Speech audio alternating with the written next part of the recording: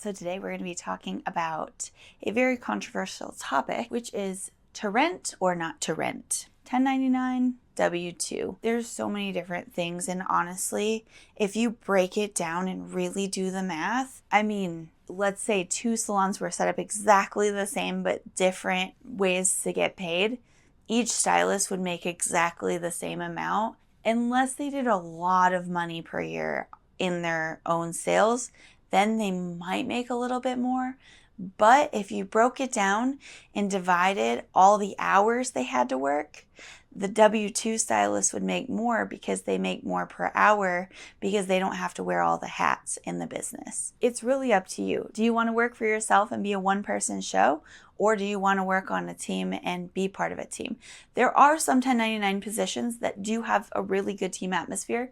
So don't get me wrong, I'm a W-2 salon owner, so that's what I'm passionate about, and I like that better myself. So I am going to have it a little bit one-sided on this video, but I want to tell you a story that's a real life story that really made me think about it and also really dug deep on the situation that happened. So I had this stylist that worked for me, loved this person, absolutely loved them. They wanted to make more money because they had to get their own place, and they went out and looked at other places to work. There were other reasons, but just this part of the story is the one I really want to share. We, at the time, I think paid this person 42 or 43% commission. And when you're a W-2 and you get paid commission, there's a lot of benefits that go with that.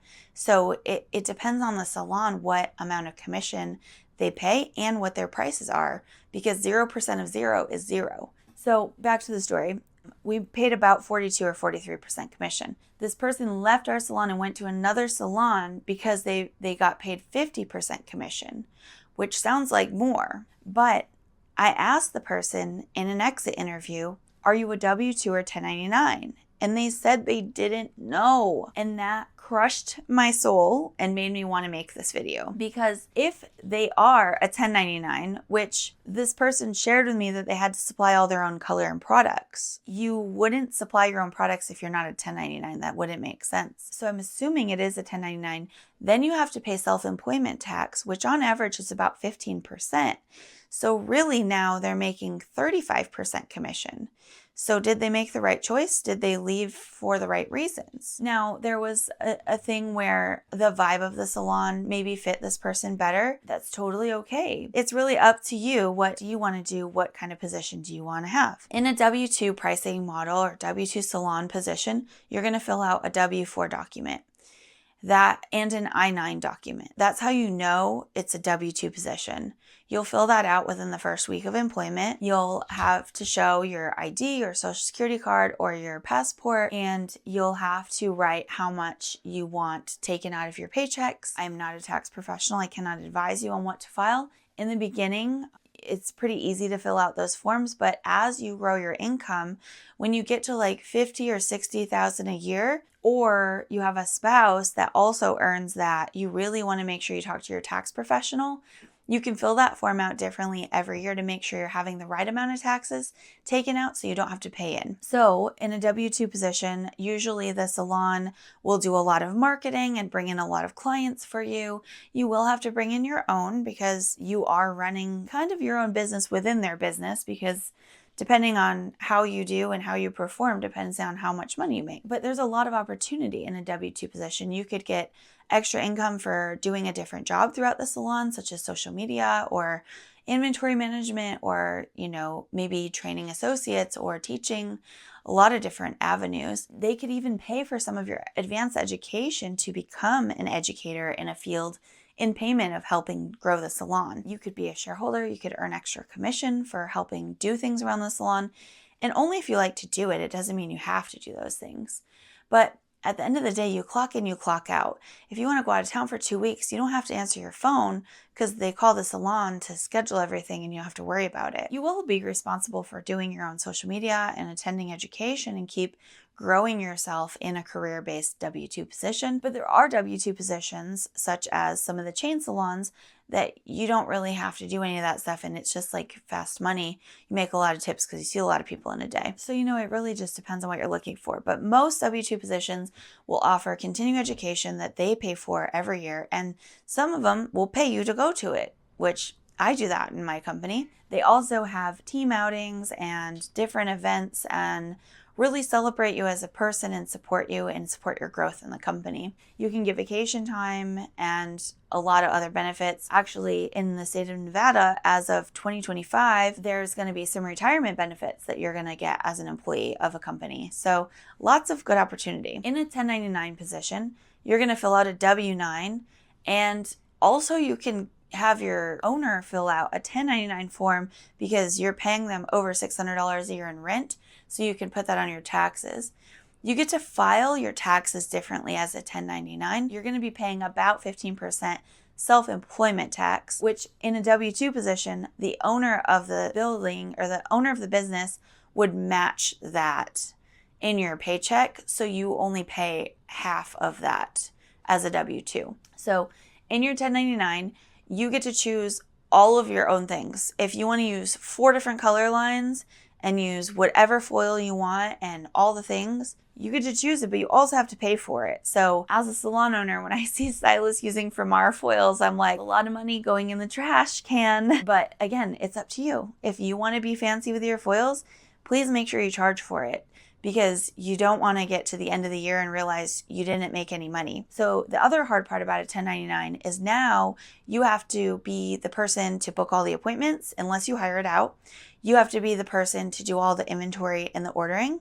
You have to do all your own taxes. You have to keep track of how much you spent every month to make sure that you're breaking even or making a profit in your business. You have to set aside money for your vacation. You have to set aside money for your retirement. You have to set aside money for anything you do or education. But everything is up to you. So if you want to wear all the hats, make all the decisions, you should be a 1099. But if you like working on a team and having a lot of those things done for you and really just focusing on your guest experience and making the money you want to make, and you can find that team environment, then that's what you should do. So it's really an option. If you compared everything together, again, it's going to be about the same amount. And that is if you're a 1099 employee or 1099 subcontractor that is really doing well with their books. The other thing about being self-employed is you have to manage all your own colors. You have to be really good at creating colors, because the lower the inventory, the better your budget looks. The more SKUs you have, the higher you're spending on your inventory, and it's harder to keep that up. I see a lot of independent stylists at the beauty supply stores every morning grabbing 1 or 2 colors just for a couple days worth of work, or a special color that's coming in. Also, you're going to have a lot more consultations, making sure you have all the products on hand to prepare for that guest coming in, because the worst thing is going to be they show up and you have to run to the store before you start their service. And I'm not kidding you, I've seen this. I used to work in the suites, and it happens all the time. Working as an independent stylist, you're going to have your state license, your local city license, and then depending on if you're in a suite where you can sell your own retail, you have to have a sales tax ID, buy all your own products, and then make a profit on your products, which I highly recommend. If you're in a suite and you're not selling products, you're missing a huge opportunity of income. But if you're working in a W-2 salon, it's all done for you.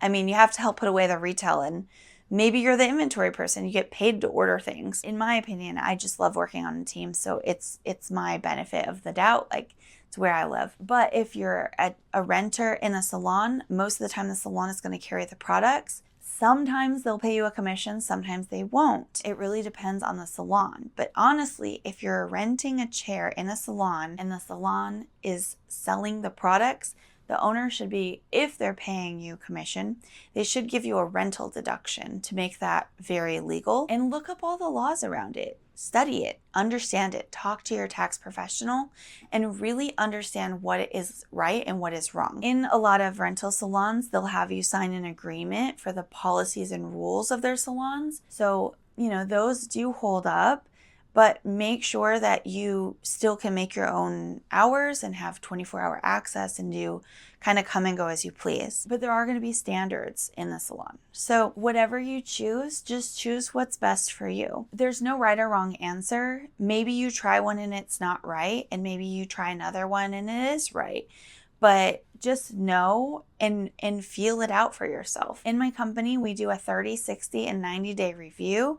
So after the end of 30 days, how are you feeling on the team? Do you feel appreciated? Do you like the team? Do you understand how you're getting paid? Like all the questions. At 60 days, same thing. At 90 days, same thing. Because we don't want to have someone come work for us and be miserable. Like if you don't like it, the door is open. And a lot of salon owners that are with like the new standards and the way salons are operating today, they really don't want you to waste their time either if it's not a good fit. So don't ever be afraid to quit. Don't ever be afraid to ask the questions. And now you're grown up. You're done with school. You're on to your career. Put on your big person pants and do what you have to do and do the hard thing and ask the questions. There's no stupid question ever. And me as an employer, I'd rather have you ask the question than just assume that I know it or you know it and then be unhappy later or have resentment against something. So I hope this video was helpful. If you have any questions, please feel free to send me a DM.